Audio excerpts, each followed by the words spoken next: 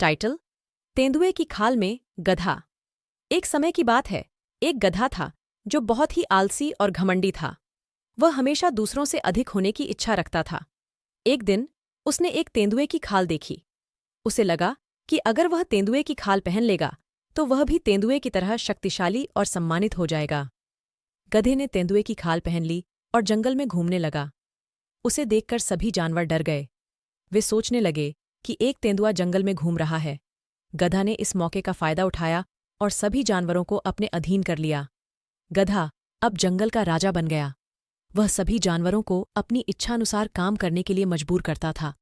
वह उन्हें मारता पीटता था और उनका शोषण करता था। एक दिन एक बुद्धिमान भेड़िया जंगल में आया।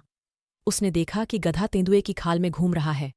उसे पता चल गया कि गधा एक गधा है, न कि कोई तेंदुआ। भेड़िया ने गधे से कहा, तुम एक गधा हो, न कि कोई तेंदुआ।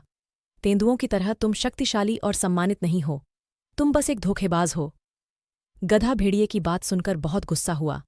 उसने भेड़िए पर हमला करने की कोशिश की, लेकिन भेड़िया बहुत ही चतुर था। उसने गधे की खाल उतार दी और सबके सामने उसे एक गधा दिखा दिया।